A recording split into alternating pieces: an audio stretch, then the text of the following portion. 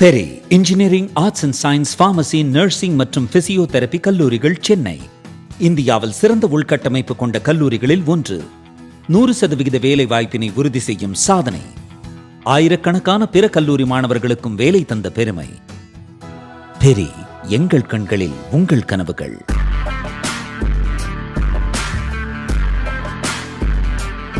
வணக்கம் Jai Hind. Tamil Nadu state politics அப்படின்றது ஒரு பெரிய ஷிஃப்டை இப்போ சமீபமாக பார்த்துருக்குது. குறிப்பாக 2026 ரிசல்ட். இதுக்கு முன்னாடி ஏற்கனவே 3 வீடியோஸ் போட்டிருக்கோம். இல்லை மையப்புள்ளியாக இருக்கிறது அப்படின்னு பார்த்தீங்கன்னா தமிழ்நாட்டோடைய சினிமா இண்டஸ்ட்ரி மற்றும் நம்ம ஸ்டேட்டோடைய பாலிடிக்ஸ் மற்றும் மக்கள், இந்த 3 என்டைட்டியும் ஒன்று சேர்ந்து ட்ராவல் பண்ணிகிட்டு இருக்கிறத கிட்டத்தட்ட நம்ம ஒரு 60-70 வருடங்களாக பார்த்துக்கிட்டு இருக்கோம். இப்போ சில பிரேக்கிங்காக சில அனாலிசிஸ் நம்ம பண்ணியிருக்கோம். இதுக்கான டேட்டா ஏஐ மூலிமா நம்ம எடுத்திருக்கிறோம். டேட்டாவோட அக்யூரசி அப்படின்றது ஒரு 85% இருக்கும்னு நம்ம நிச்சயமாக சொல்ல முடியும். அதே மாதிரி வரக்கூடிய காலங்களில் இந்த பாலிடிக்ஸ் எப்படி போக போகுது, எந்தெந்த இடத்துல நம்ம யூனிக்காக இருக்கிறோம், பின்தங்கி இருக்கிறோன்றதுக்கான ஒரு டீட்டெயில் ஆய்வு. மறக்காமல் இந்த வீடியோவை ஃபுல்லாக பாருங்கள். அதே மாதிரி இன்றைக்கி இருக்கக்கூடிய ஜென்ரேஷன் கூடயும் ஷேர் பண்ணுங்கள். ஏன்னா அவங்களுக்கும் இந்த பொலிட்டிக்கல் ஷிஃப்ட் எங்கே நடக்குது அப்படின்றது தெரியணும். இது ஒரு தேர்தல் வெற்றியை பற்றி மட்டும் கிடையாது. தமிழ்நாடுடைய பொலிட்டிக்கல் ஸ்ட்ரக்சர் எதை லிங்க் பண்ணி இருக்கு அப்படின்றத நம்ம டீட்டெயிலாக பார்க்கலாம். இப்போ முதல்ல சினிமா மற்றும் சினிமாவுடைய தாக்கம் மக்களுக்கு எந்த அளவுக்கு இருக்கு. சினிமாவுடைய டெலிவரி மெக்கானிசம் அப்படின்றது முதல்ல தியேட்டர், அதன் பிறகு ஓடிடி, அதன் பிறகு பார்த்தீங்க அப்படின்னா யூடியூப் மீடியா, திரைப்படங்கள், பாடல்கள், இது எல்லாமே நம்ம யூடியூப் மீடியாவில் பார்க்க முடியும். அதே மாதிரி மெயின் ஸ்ட்ரீம் சேனல்ஸு மற்றும் பிரிண்ட் ஊடகம். இப்போது பிஏஆர்சின்னு சொல்லக்கூடிய இந்த அமைப்போடைய 2025 ரிப்போர்ட்டை பேஸ் பண்ணி நம்ம பார்த்தோம் அப்படின்னா நியூஸ் டெலிவிஷன் எக்கோசிஸ்டம் இதுலேயுமே பார்த்தீங்க அப்படின்னா பார்க் டேட்டாவோடது டாப் 3 சேனல்ஸ் அப்படின்றது news Tamil 24/7 48.85 point, Polimer news 43.12, Sathiyam TV 38.46. இப்போது கண்டென்ட் ஏர் டைமோடைய என்ன கண்டென்ட் இவங்க போடுறாங்க அப்படின்னு பார்த்தீங்கன்னா டைரக்ட் சினிமா நியூஸ், அதாவது கிசு பாக்ஸ் ஆஃபீஸ் பற்றியது, இல்லை புது படத்தை ரிலீஸ் பற்றியது அப்படின்றது 20-25%. ஆல்மோஸ்ட் பார்த்தீங்க அப்படின்னா 14+ சேனல்ஸில் கன்சிஸ்டண்ட்டாகவே இந்த செய்திகள் தான் வருது. அதன் பிறகு பார்த்தீங்கன்னா இன்டைரக்டாக வரக்கூடிய சினிமா செய்திகள், அதாவது சினிமாவில் இருக்கக்கூடிய திரைப்பட ஹீரோக்கள், fan events, film industry politics, நடிகர் சங்கத்தோடைய தேர்தல் ஆரம்பிச்சு எல்லாத்தையுமே பார்த்தீங்க அப்படின்னா ஒரு 8-12% அப்படின்றது இருக்குது. இப்போது 26 நமக்கு டேட்டா ஒன்றும் கிடைக்கல, 27 தான் அந்த டேட்டா கிடைக்கும். பட் இப்போ சமீபமாக பார்த்தீங்க அப்படின்னா நீங்கள் பார்க்கக்கூடிய main stream YouTube, Facebook, Insta, இதில் பார்த்தீங்கன்னா சினிமா ரிலேட்டட் செய்திகள் அப்படின்றது கிட்டத்தட்ட 80% அதிகமாக இருக்குது அப்படின்றத நம்ம பார்க்கலாம். ஒரு உத்தேகமாக நான் சொல்கிறேன் நான். அடுத்தது பார்த்தீங்க அப்படின்னா பொலிட்டிக்கல் நியூஸு, ஆனால் சினிமா நடிகர்கள் சம்மந்தப்பட்டது அப்படின்றது 10-15%. இது தவிர பியூர் நான் சினிமா பாலிட்டிக்ஸ், மக்கள் பிரச்சனைகள், சமூகத்தில் நடக்கக்கூடிய crime, welfare, economy, tourism, cinema இல்லாத செய்திகள் அப்படின்றது 35% அப்படின்றது இருக்குது. ஸ்போர்ட்ஸு, அக்ரிகல்ச்சர் போன்ற முக்கியமான விஷயங்கள் 8% இருக்குது. அக்ரிகல்ச்சர் நம்ம தமிழ்நாட்டோடைய ஒரு மிக முக்கியமான பேக்போன். ஆனால் அதை பற்றி வர செய்திகள் அப்படின்னு பார்த்தீங்கன்னா 5% கூட கிடையாது. என்டர்டெயின்மெண்ட் ஸ்பேஸ் அப்படின்றது கிட்டத்தட்ட 50%க்கும் அதிகமாக கண்டென்ட் கவர் ஆகிறத பார்க்குறோம். இப்போ இந்த இடத்துல பார்த்தீங்க அப்படின்னா அடுத்தது டிஜிட்டல் சோஷியல் மீடியா. அதே மாதிரி டிஜிட்டல் மீடியாவில் யூடியூப் ஃபஸ்ட்டு, அதன் பிறகு ஃபேஸ்புக், அதன் பிறகு பார்த்தீங்க அப்படின்னா நம்மளுடைய இன்ஸ்டாகிராம். இப்போது யூடியூப்பில் major channels Galatta, Behindwoods, Filmfare, Filmibeat Tamil போன்ற சேனல்கள் அப்படியே நம்ம கவர் பண்ணோம் அப்படின்னு பார்த்தீங்கன்னா ஒரு மேசிவ் டிஜிட்டல் ஷிஃப்ட் அப்படின்றது இருக்குது. பொலிட்டிக்கல் மொபிலைசேஷன் டிஜிட்டல் ஸ்பேஸில் ஆரம்பிச்சுக்கிட்டு இருக்குது.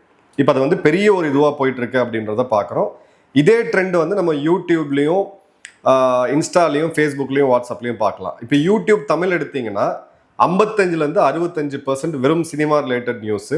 எக்ஸ்தளத்தில் எடுத்திங்கன்னா 30-40%, ஃபேஸ்புக்கில் எடுத்திங்கன்னா 40-50%, இன்ஸ்டாகிராமில் 50-60%, வாட்ஸ்அப் ஃபார்வர்ட் கண்டென்ட் எடுத்திங்கன்னா 35-50%. ஸோ வெயிட்டடாக ஒரு ஆவரேஜ் எடுத்தோம் அப்படின்னா நம்ம பார்க்கக்கூடிய டிஜிட்டல் மீடியாவில் 50% செய்திகள் அப்படின்றது சினிமாவை பற்றி மட்டும்தான் இருக்குது. அடுத்தது நம்ம பிரிண்ட் மீடியாவுக்கு போவோம். பிரிண்ட் மீடியாவுக்கு போனோம் அப்படின்னா ஃப்ரண்ட் பேஜ் வரக்கூடிய சினிமா செய்திகள் அப்படின்றது 2 to 4 per வீக். டெடிகேட்டடாக வரக்கூடிய சினிமா சப்ளிமெண்ட்ஸ் சினிமாவை பற்றி மட்டுமே இருக்கிறது 2 to 4 பக்கங்கள். ஓவராலாக பார்த்தீங்கன்னா சினிமாவோடைய செய்திகள் பிரிண்ட் ஊடகத்தில் வர்றது, நம்ம தினசரி வளரக்கூடிய நாளேடுகளில் வர்றது அப்படின்றது 30% 40%. ஸோ இந்த இடத்துல மெயின் ஸ்ட்ரீம் மீடியாவில் 50%க்கும் அதிகமாக, டிஜிட்டல் மீடியாவில் ஆல்மோஸ்ட் 50 to 60%, பிரிண்ட் மீடியா பார்த்தீங்கன்னா 30% 40%. இது வெறும் செய்திகள் வந்து சினிமா மட்டும்தான் வருது. இப்போது நம்ம ஒரு வேறு சில ஸ்டேட்டோட கம்பேர் பண்ணுவோம். தமிழ்நாட்டில் கிட்டத்தட்ட 8 கோடி மக்கள் நம்ம இருக்கிறோம். இந்த ஸ்டேட்டில் 45% 55% ஓவராலாக சினிமா செய்திகள். கர்நாடகா எடுத்தீங்கன்னா 20% 28, தெலுங்கானா எடுத்தீங்கன்னா 25 to 30, ஆந்திரா 28 to 35, கேரளா இருக்கிறதுலே கம்மி 15 to 20, இன்னும் கொஞ்சம் தள்ளி போய் வெஸ்டர்ன் இந்தியான்னு சொல்லக்கூடிய மகாராஷ்டிரா போனோம்னா 12% 18%. ஏன்னா மகாராஷ்டிரா நான் ஏன் குறிப்பிட்டு சொல்கிறேன் அப்படின்னா இந்தியாவுடைய மிகப்பெரிய சினி இண்டஸ்ட்ரியான பாலிவுட் அங்கே தான் இருக்குது. பட் அங்கேயே பார்த்தீங்க அப்படின்னா 12 to 18% தான் சினிமா செய்திகள் வருது. வெஸ்ட் பெங்கால் எடுத்தீங்க அப்படின்னா 10% 15% தான். ஸோ தமிழ்நாடு சைஸில் இருக்கக்கூடிய இல்லை நம்ம காம்பீட் பண்ணக்கூடிய மாநிலங்கள் எடுத்தீங்க அப்படின்னா தமிழ்நாட்டை விட கிட்டத்தட்ட ஒரு 50% 70% அப்படின்றது சினிமா செய்திகள் கண்டினியூ ஆகிட்டு தான் இருக்குது. டிராவிடியன் பாலிடிக்ஸ் வித் சினிமா, இதை பற்றி நம்ம ஏற்கனவே ஒரு டீட்டெயில் வீடியோ போட்டிருக்கோம். அதில் 3 முக்கியமான ஃபேஸ் இருக்குது. அந்த ஜஸ்டிஸ் பார்ட்டி துவங்கி திராவிட கழகமாக மாறி அதன் பிறகு டிஎம்கே ஒரு அரசியல் கட்சியாக உருவெடுத்து அப்போ வந்து அந்த பாண்டிங் பார்த்தீங்க அப்படின்னா 1940களிலேருந்து 67 வரை ஒரு பாண்டு. அதன் பிறகு 77 87 ஆல்மோஸ்ட் 90 வரைக்கும் இருந்த எம்ஜிஆர் அவர்களுடைய எரா, அதில் பார்த்தீங்க அப்படின்னாலும் சினிமா மற்றும் பாலிட்டிக்ஸ் இது எல்லாமே மிக்ஸ் ஆகிருக்கு. மக்கள், சினிமா, பாலிட்டிக்ஸ் இது 3மே. பிறகு அதில் வந்த நடிகர்கள் முதல்வர்கள் ஆனாங்க, நம்ம பார்த்தோம். அதன் பிறகு 90களில் ஆரம்பித்து 2016 இரு துருவ அரசியல் ரொம்ப சாலிடாக நம்ம பார்த்தோம். நம்மளுடைய 2 முதல்வர்களுமே சினிமாவோட பின்னி பிணைஞ்சு இருந்ததை நம்ம பார்த்தோம். அதன் பிறகு பார்த்தீங்க அப்படின்னா நடுவில் ஒரு 3வது சக்தி அப்படின்றது வந்தது. உதாரணத்துக்கு தமிழக முன்னேற்ற முன்னணின்னு சொல்லி 89ல் நடிகர் சிவாஜி கணேசன் ஆரம்பித்தார். அவரும் திரைப்படத்துறை சேர்ந்தவர். டிஎம்டிகே விஜயகாந்த் அவர்களுடைய கட்சி 2005, அவரும் திரைப்படத்துறையை சேர்ந்தவர். பிறகு சரத்குமார் வந்தார், அவரும் திரைப்பட சேர்ந்தவர்.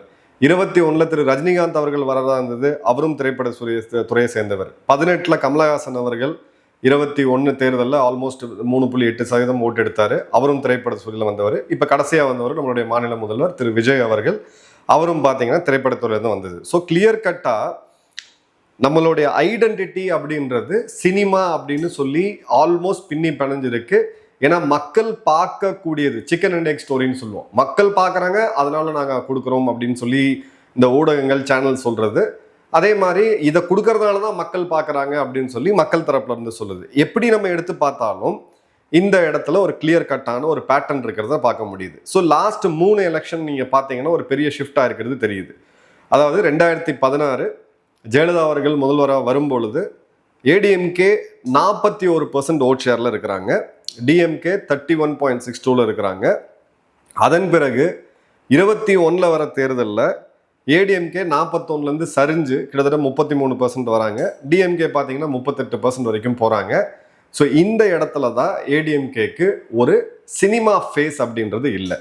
ஸோ 16 19 டிப்பாக வராங்க, 19 21 திரும்ப டிப்பாக வராங்க, 21 24 மீண்டும் டிப்பாக வராங்க, 24 to 26 திரும்பவும் டிப்பாக வராங்க. ஸோ ஒரு சினிமா ஃபேஸ் இல்லாத இந்தியா தமிழ்நாட்டை இருக்கிறதுலே அதிக வருடம் ஆண்ட ஒரு கட்சி அப்படின்றது இப்போ அப்படியே ஸ்பிளிட் ஆகி இப்போ வந்து இப்போ பார்த்தீங்கன்னா கட்சியை ஸ்பிளிட் ஆகி நிற்கக்கூடிய அளவுக்கு இருக்குது. ஏடிஎம்கே சர்வைவ் ஆகுமா அப்படின்ற ஒரு மிகப்பெரிய கேள்வி மீண்டும் எழுந்திருக்கு.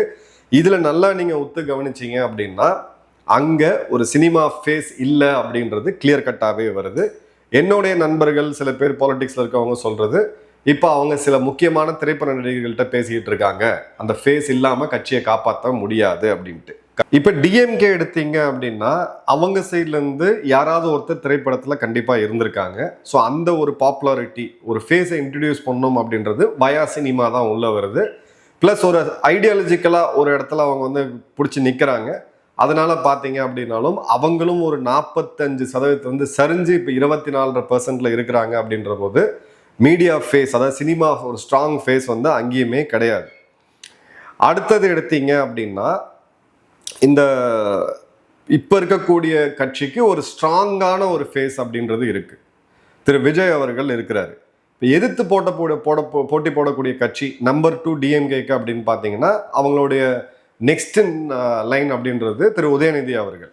அவருக்கு சினிமா பின்புலம் இருக்கு, நிச்சயமா இருக்கு. பட் இந்த அளவுக்கு ஒரு மாஸ் ஃபாலோவிங் இருக்கா அப்படின்னா இல்லை. ஏடிஎம்கேல எடுத்தீங்கன்னா அப்படின்னா கிட்டத்தட்ட இல்லை. ஸோ உங்களுக்கு அந்த சினிமாவோடைய லிங்க், அந்த சினிமா பர்சனாலிட்டிஸோட லிங்க்கு இங்க இருக்கக்கூடிய கட்சிகள் என்ன சித்தாந்தம் பேசினாலும் அதை பேஸ் பண்ணி தான் இருக்குன்றத நம்ம வந்து ஒரு ஃபேக்சுவலா கிளியர் கட்டா பார்க்க முடியுது.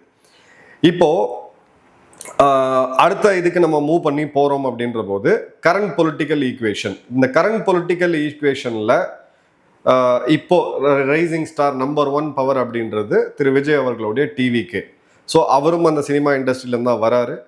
ஒரு பெரிய டிஜிட்டல் எரா ஃபேன் மொபிலைசேஷன் அப்படின்றது நடக்குது. So cinema poster, banner, first show release, அதற்கு உண்டான அந்த ஹைப்பு, ப்ளஸ் இதெல்லாம் விட முக்கியம் ரசிகர் மன்றம். ஸோ எந்த ஒரு நடிகரோட ரசிகர் மன்றம் இருந்தாலும் அது ஃபியூச்சரில் ஒரு பொலிட்டிக்கல் ஃபோர்ஸாக மொபிலைஸ் பண்ணுறதுக்கு பயன்படும் அப்படின்றத பார்த்தோம். இதுக்கு முன்னாடி ரஜினிகாந்த் அவர்கள் அந்த ரசிகர் மன்றத்தை தான் திரட்டி வரணும்னு பார்த்தாரு. பட் அவர் ட்ராப் பண்ணார். அதுக்கு முன்னாடி இருந்த நடிகர்களும் பார்த்தீங்கன்னா அந்த ரசிகர் மன்ற கூட்டம் அப்படின்றது நம்ம பாலிடிக்ஸில் இன்றியமையாதது. இது வந்து ஒரு மூவி ஃபாலோவர்ஸ்க்கு உண்டான ஒரு கிளப்பு கிடையாது. இப்போ சிஎஸ்கேக்குன்னு பார்த்தீங்கன்னா ஃபாலோவர்ஸ் இருப்பாங்க. ஆனால் சிஎஸ்கே நாளைக்கு பொலிட்டிக்கல் பார்ட்டியாக மாற முடியுமா? முடியாது. அதே மாதிரி இங்கே வந்து பார்த்தீங்க அப்படின்னா ஒரு கேஸ்ட் நியூட்ரல் அப்பீல் அப்படின்றது இவங்க உள்ளே கொண்டு வந்தாங்க. மூணாவது பார்த்தீங்கன்னா அர்பன் யூத் கான்சன்ட்ரேட்டடாக ஒரு பாலிடிக்ஸ் வந்து இங்கே உள்ளே வந்துச்சு. இது எல்லாத்த விட மேலே போன ஆட்சி மேலே இருந்த அதிருப்தி, ஆன்டி இன்கும்பன்சி அப்படின்னு நம்ம சொல்லுவோம். ஸோ அந்த இன்கும்பன்சி பெர்சன்டேஜ் எடுத்தீங்கன்னா இப்போ இருக்கக்கூடிய பார்ட்டி டிவிக்கு எடுத்தது கிட்டத்தட்ட 35%. இதே இன்கும்பன்சி இன்னொரு பார்ட்டிக்கும் விழுந்தது ஏடிஎம்கே, அவங்க எடுத்தது 22.5%. ஸோ 30 + 22.5 போட்டிங்கன்னா கிட்டத்தட்ட 50%க்கும் அதிகமான மக்கள் ஆட்சி மேலே வெறுப்பு வந்து இந்த ஓட்டை போட்டிருக்காங்க. அது 2ஆக ஸ்பிளிட் ஆயிருக்கு. அதில் யாருக்கு அதிகமாக கிடைச்சதோ ஃபர்ஸ்ட் பாஸ் போல்னு சொல்லணுமோ அந்த இடத்துல டிவிக்கே நம்பர் 1 இருக்கு. இப்போ ஏடிஎம்கே பொறுத்த வரைக்கும் இன்னொரு ஸ்பிளிட்டை நோக்கி அவங்க போயிட்டு இருக்காங்க. இப்போ இங்கே ஏடிஎம்கேக்கு இருக்கக்கூடிய பிரச்சனை என்ன அப்படின்னு பார்த்தீங்கன்னா ஒரு சினிமா ஃபேஸ் கிடையாது. அன்கன்ஃபர்ம்டு நியூஸ் என்னோட பொலிட்டிக்கல் சர்க்கிள் இருக்கக்கூடியவங்ககிட்ட பேசும்பொழுது சில முக்கியமான திரைப்பிரபலங்கள்கிட்ட அவங்க பேசிக்கிட்டு இருக்காங்க அப்படின்றதையும் நம்ம பார்க்க முடியுது. ஸோ இங்கேயுமே ஃபியூச்சரில் ஏடிஎம்கே சர்வைவ் ஆகணும் அப்படின்னா அவங்ககிட்ட ஒரு ஸ்ட்ராங்கான சித்தாந்தம் அப்படின்றது கிடையாது.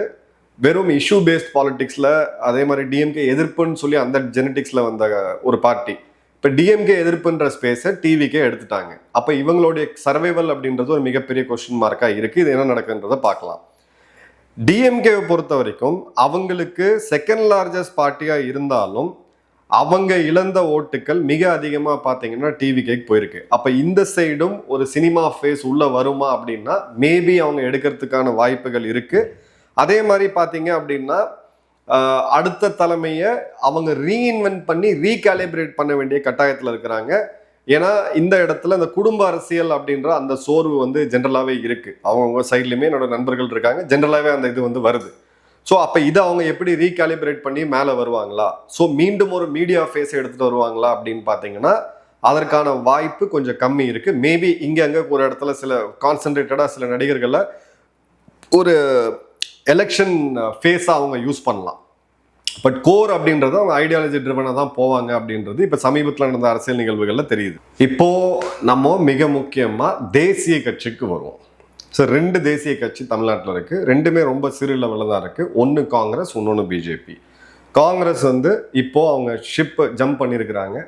கிட்டத்தட்ட 20 வருடம் டிஎம்கே அலையன்ஸை ஓவர் நைட்டில் உடைச்சிட்டு இப்போ அவங்க டிவி கிட்ட போயிருக்காங்க. ஸோ வின்னர் சைடில் அவங்க இந்த வின்னிங் வேவோட அடுத்த 2 எலெக்ஷன் ட்ராவல் பண்ணுறதுக்கான வாய்ப்பு நிச்சயமாக இருக்குது.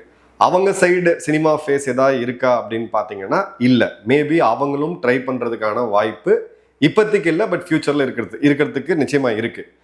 அதே மாதிரி பார்த்தீங்க அடுத்தது பிஜேபி. இது ஒரு ஐடியாலஜிக்கல் ட்ரிவன் பார்ட்டி. நேஷனல் லெவலில் இன்னைக்கு மிகப்பெரிய ஃபோர்ஸாக அவங்க இருக்கிறாங்க. அது அவங்களுக்கு இருக்கக்கூடிய ஒரு அட்வான்டேஜ்.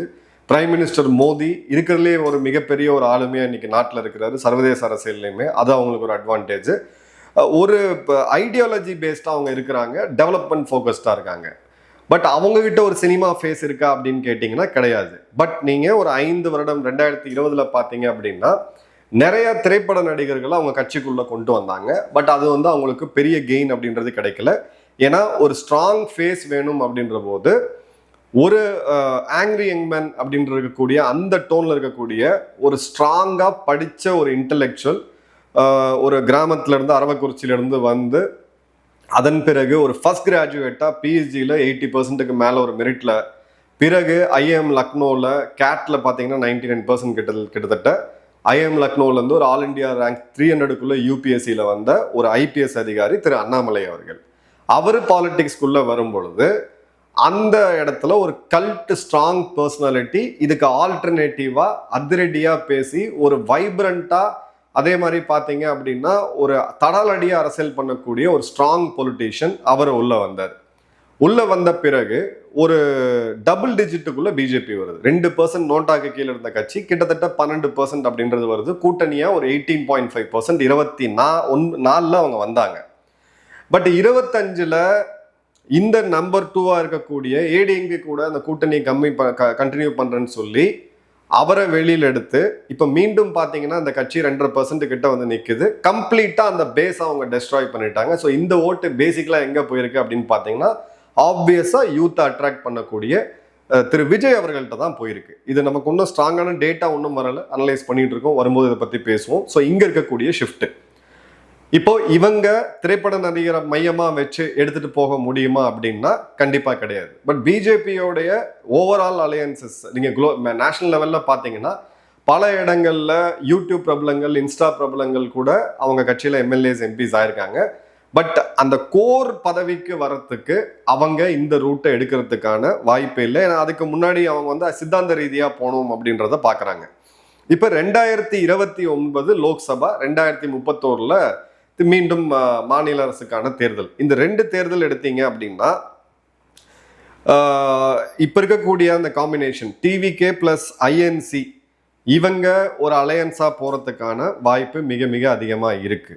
ஸோ அந்த வகையில பாத்தீங்கன்னா இந்த ஆன்டி இன்கும்பன்சி 2.5 வருஷத்துல இல்லாம ஒரு தெளிவான ஒரு ஆட்சியை இவங்க கொடுத்தாங்க. ஈவன் மைனாரிட்டி அவங்க இருந்தாலும் ஒரு ஆட்சியை கொடுக்கும் பொழுது இந்த அளவு ஒரு 35 சீட்ஸ் கிட்டத்தட்ட அவங்க வர்றதுக்கான வாய்ப்புகள் மிக மிக அதிகமா இருக்கு. அவுட் ஆஃப் 39 ஒருவேளை டிஎம்கே டிவிகேவும் டிஎம்கே அலையன்ஸ் போறாங்க, இது லெஸ் பாசிபிலிட்டி, இது வாய்ப்பு இல்லைன்னு நீங்க சொல்லுவீங்க. பட் நம்ம ஒரு ஏஐ ஃபோர்காஸ்டிங் மாடல்ல போய் பார்க்கும்போது politics is all about possibilities அப்படிம்பாங்க. ஸோ அந்த வகையில் இது ஒரு 20% சான்ஸ் இருக்கு. அப்படி ஒரு வேளை போனாங்க அப்படின்னு பார்த்தீங்கன்னா ஜேஎம்கே ஒரு ஜூனியர் ரோலில் போறாங்க அப்படின்னா ஒரு 30 சீட் அளவுக்கான வரத்துக்கான வாய்ப்புகள் இருக்கு. ஹையர் விண்டோவா மீண்டும் 35 வரைக்கும் போகலாம். ஒருவேளை டிவிகே காங்கிரஸ் தனியா நிக்கிறாங்க, என்டிஏ ரிவைவ் ஆகுது, பிளஸ் டிஎம்கே ஒரு பக்கம் நிக்குது அப்படின்ற போது இந்த இடத்துல இவங்க எந்த அளவுக்கு ரிசர்ஜன்ஸ் கொண்டு வராங்க, இவங்க ஒரு திரைப்பட நடிகரை கொண்டு வராங்கன்றதை பொறுத்து இது ஒரு ட்ரை கார்னர் கான்டெஸ்ட்ல இப்ப வந்த ரிசல்ட் கிட்டத்தட்ட அப்படியே சேமா வரதுக்கான வாய்ப்புகள் அப்படியே இருக்கு. ஒருவேளை என்டிஏ சர்ஜ் ஆகுது, அண்ணாமலை மீண்டும் அவங்க கொண்டு வராங்க, அண்ணாமலை அப்படின்ற இவர் தலைவரா வந்து திரும்ப அந்த யூத்தை அட்ராக்ட் பண்ணி ஒரு அக்ரெசிவான அப்போசிஷன் பாலிடிக்ஸை பண்ணி ஒரு நான் டிஎம்கே ஏடிஎம்கே டிவிகே ஆல்மோஸ்ட் இது எல்லாமே அந்த திராவிட கட்சிகள் நியோ டிராவிடிசம்ன்ற மாதிரி வருது, இது இல்லாம ஒரு கூட்டணி அமைச்சாங்க அப்படின்ற பட்சத்துல அக்ரெசிவா இப்பல இருந்தே ஒர்க் பண்ணாங்கன்னா அதிகபட்சமா ஒரு 10 to 15 சீட் வரைக்கும் வரத்துக்கான வாய்ப்புகள் இருக்கு. ஏன்னா அவங்களுக்குன்னு ஒரு கன்சாலிடேட்டட் ஸ்பேஸ் நிச்சயமா தமிழ்நாட்டில் இருக்கு. ஸோ இப்போ இந்த இடத்துல தான் போக போகுது. 2031 எடுத்தீங்க அப்படின்னா ஒரு மெஜாரிட்டியா டிவிகே வரதுக்கான வாய்ப்புகள் 30% இருக்கு. டிஎம்கேவோட கம்பேக் அப்படின்றது இப்போ அடுத்த ஒரு 5 வருடங்கள்ல உதயநிதி அவர்கள் எப்படி அந்த அரசியல் எடுத்துட்டு போறாருன்றதை பொறுத்து ஒரு 30% இருக்கு. இப்ப இருக்க மாதிரியான ஒரு ஹங் அசம்பிளிக்கான சான்சஸ் ஒரு 20% இருக்கு. என்டிஏ பிரேக் த்ரூ ஒருவேளை பிஜேபி வருமா அப்படின்னு பாத்தீங்கன்னா அதற்கான வாய்ப்பு வெறும் 10% தான் ரியலிஸ்டிக்கா. ஸோ இந்த இடத்துல இப்போ தேர்தல் நம்ம என்ன மாறினாலும் சரி, இப்போ இது என்ன மாதிரி போகும் அப்படின்றதுல சில இன்டர்நேஷனல் மாடல்ஸையும் நம்ம வந்து கம்பேர் பண்ணி பார்க்கலாம். பிலிப்பைன்ஸ்ல 1990 இருந்து 2000 வரைக்கும் எடுத்தீங்க அப்படின்னா ஜோசப் ஹெட்ராடா அப்படின்ற ஒரு திரைப்பட நடிகர் அவங்களுடைய பிரசிடென்ட்டா மாறின பிறகு 10 வருடம் வரும்போது ஒரு பெரிய ஒரு லான்ச்ல ஒரு திரைப்பிரபலம் வந்து பிரசிடென்ட் ஆகுறாரு, அதிபர் ஆகுறாரு. ஃபர்ஸ்ட் டேர்ம் ஆட்சி 5 வருஷம் ஓரளவுக்கு நல்லா போகுது. செகண்ட் டேர்ம்ல மிகப்பெரிய ஒரு அதிருப்தியை வந்து சம்பாதிக்கிறாங்க. அதன் பிறகு அந்த கட்சியை வந்து காணாம போகுது. இப்போ அமெரிக்கா எடுத்தீங்க அப்படின்னா கலிபோர்னியா மாகாணம், கலிபோர்னியாவுடைய மாகாணத்துல ரொனால்ட் ரீகன் அவர்கள் இருந்த இடத்துல அர்னால்ட் ஷ்வார்ஸ்நெகர் அப்படின்ற ஒரு திரைப்பட ஆக்டர் வராரு. இவங்க 2 பேருமே பார்த்தீங்கன்னா கவர்னரா இருந்தாங்க. அதன் பிறகு ஒரு ரொபோஸ்ட் ஒரு மீடியா அவங்களுக்கு இருந்துச்சு. அந்த மீடியா டோட்டலாக அந்த திரைப்படத்தை நடிகர்களே கவர் பண்ணிட்டு இருந்தாங்க அரசியல் கதைக்கு வந்த பிறகு. அதன் பிறகு அது ஃபால் ஆச்சு அப்படின்றத பார்க்குறோம். இட்டாலியில் 1990 பெர்லுஸ்கானி அப்படின்றவர் வந்தார். இவர் வந்து திரைப்பட நடிகர் கிடையாது, ஆனால் ஒரு மீடியாவில் ஒரு ஜம்பவான், ஒரு பொலிட்டிக்கல் பவராக மாறினார். அதே மாதிரி பார்த்தீங்க அப்படின்னா ஒரு இண்டிபெண்ட் மீடியா க்ரோத் அப்படின்றது இருந்துச்சு. பிறகு 20 வருடம் அவருடைய அந்த பவர் வீணாகி அதை விட்டு அந்த நாடு வெளியில் வர்றதுக்கு அப்படின்னு பார்த்தீங்கன்னா 20 வருட காலம் ஆச்சு. அதே மாதிரி தென்கொரியாவில் பார்த்தீங்கன்னா இந்த செலிபிரிட்டி கல்ச்சர் அப்படின்றது பாலிட்டிக்ஸில் ரொம்பவே இருக்கும். குறிப்பாக அவங்க பாப் சிங்கர்ஸ் வந்து ஒரு பொலிட்டிக்கல் பார்ட்டிக்கு சப்போர்ட் பண்ணுவாங்க, எல்லாம் பண்ணுவாங்க. பட் அவங்களுடைய மக்கள் எடுத்தீங்கன்னா அது டான்ஸ் ப்ரோக்ராம், ஒரு தேர்தல் நேரத்தில் வரக்கூடிய ஒரு ப்ரோக்ராமாக தான் பார்ப்பாங்களே ஒழிய அதை வந்து பவரை கொண்டு போய் கொடுக்க மாட்டாங்க அப்படின்றத பார்க்குறோம். இப்போ இது நல்லதா கெட்டதா இதை நான் உங்ககிட்ட விட்டுறேன். ஒருத்தருக்கும் ஒரு ஒப்பீனியன் இருக்கலாம். எந்த துறையை சேர்ந்தவங்களா இருந்தாலும் ஆட்சியில் வர்றதுக்கான, அரசியலில் கலந்துக்கிறதுக்கான அந்த அதிகாரமும் அந்த உரிமையும் நம்மளுடைய அரசியல் சாசனம் கொடுக்குது. ஆனால் ஒரு ஸ்டேட்டில் 55% அளவுக்கு என்டர்டெயின்மெண்ட் நியூஸ் நம்ம மைண்டை டாமினேட் பண்ணுது. எந்த ஃபார்ம் ஆஃப் மீடியாவாக இருந்தாலும் நீங்கள் அழுவுறதுனாலும் ஒரு திரைப்பட பாடலை கேட்டு அழுவுறது, நீங்கள் ஒரு குழந்தையோட பிறந்த நாளாக இருந்தாலும் ஒரு திரைப்பட பாட்டை போட்டு இது பண்ணுறது அப்படின்னு சொல்லி இந்த இடத்துல போகும்போது சில இடத்துல நமக்கு ரொம்ப ரொம்ப முக்கியமான ஒரு தேவை வந்து வருது. அது என்ன அப்படின்னு பார்த்தீங்கன்னா, இந்த தமிழ் சினிமா, பாலிட்டிக்ஸ், மக்கள், இந்த ஒரு இது வந்து பார்த்தீங்கன்னா தமிழ்நாட்டு மாநிலத்துக்கே உண்டான ஒரு யூனிக்னஸ் இது. ஏன்னா 55% தமிழ்நாடு மீடியா அவுட்புட் அப்படின்றது சினிமாவை பற்றி மட்டும்தான் கொடுக்குறாங்க. இப்போ 26 ஒரு புது சாப்டரை துவக்கினாலும் நிறைய பேர் இது ஒரு பெரிய அரசியல் மாற்றம் மாறிடுச்சுன்றாங்க. அந்த மாற்றம் இருந்தாலும் சினிமா பாலிட்டிக்ஸோடைய இந்த நெக்ஸஸுக்கு வந்து எண்டு கிடையாது. இது இன்னமும் அதிகமாக இருக்கு அப்படின்றதான் பார்க்குறோம். ஏடிஎம்கே ஒரு ஸ்ட்ரக்சரல் டிக்ளைனில் இருக்கிறாங்க. இவங்க திரைப்பட நடிகர் யாராவது எடுத்துகிட்டு வராத வரைக்கும் இவங்களால சர்வைவ் ஆக முடியாது அப்படின்றத ஒன்று பார்க்குறோம். அதே மாதிரி பார்த்தீங்கன்னா டிஎம்கேக்கு ஒரு ஜென்ரேஷனல் சேஞ்ச் அப்படின்றது தேவை. ஒரு சினிமாவை அவங்க மீண்டும் பயன்படுத்துகிறாங்களா அப்படின்னு தெரியல திரைப்படங்களை. பட் அந்த இடத்துலையுமே ஒரு ஜென்ரேஷனல் சேஞ்ச் அவங்களுக்கு தேவை. இதில் வந்து இந்த மீடியா ரெகுலேஷன், எஜுகேஷனல் ரிஃபார்ம்ஸ், பாலிசினா என்ன, இன்னும் இருக்கக்கூடிய மாணவர்கள், இன்னைக்கு இருக்கக்கூடிய அடுத்த தலைமுறையினர் எந்த பேஸ் பண்ணி நீங்கள் ஓட்டு போடுறீங்க அப்படின்ற போது நேஷனல் எலெக்ஷனுக்கு நம்ம தேசம் ப்ரையாரிட்டியாக இருக்கணும். நாட்டை ஆளக்கூடிய ஸ்திரமான ஒரு ஆட்சியை கொடுக்கக்கூடிய யார் அப்படின்றத பொறுத்து தேசிய அரசியல். மாநில அரசியலில் என்னோட நலன் யார் இது பண்ணுவாங்க, ஸ்டேட்டோட நலனை யார் பார்ப்பாங்கன்றது மாநில அரசியல். கார்பரேஷன் பஞ்சாயத்து தேர்தலில் என்னுடைய வார்டில், என்னுடைய ஊர் பஞ்சாயத்தில் யார் ரியாக்ட் பண்ணுவா, யார் கரெக்டாக ஒர்க் பண்ணுவாங்க அப்படின்றத பொறுத்து இருக்கு. பட் இந்த இடத்துல இந்த சினிமா கண்டிப்பாக இருக்கணும். 55 to 60% கவரேஜ் தேவையா அப்படின்னு கேட்டிங்கன்னா, விவசாயிகள் அதிகமாக இருக்கக்கூடிய நாட்டில் விவசாய செய்திகள் அப்படின்றது 5% கீழே இருக்குது. இண்டஸ்ட்ரியலைஸ் ஸ்டேட் இந்தியாவிலே அதிகம். ஸோ இண்டஸ்ட்ரீஸ் பற்றியான நியூஸ் அப்படின்றது இன்னைக்கு சீன்லேயே இல்லை. அதே மாதிரி நம்மளுடைய ஃபியூச்சர் அப்படின்றது ஏஐ, இந்த தொழில்நுட்பம் சம்மந்தப்பட்டது, இதில் நம்ம மிகப்பெரிய லெவலில் வந்திருக்கோம். அதை பற்றியான செய்திகளுமே இல்லை அப்படின்ற போது நிச்சயமாக இது ஒரு வகையான சேஞ்ச் வந்து தேவைப்படுது. இந்த ரிஃபார்ம்ஸ் அப்படின்றது நம்ம வீட்டில இருந்து ஸ்டார்ட் ஆகுது. எப்படி ரிஃபார்ம் பண்ணலாம், இல்லை ரிஃபார்ம் பண்ண வேணாமா அப்படின்றத மறக்காம கமெண்ட் பாக்ஸில் போடுங்க. நன்றி, வணக்கம், ஜெய்ஹிந்த்.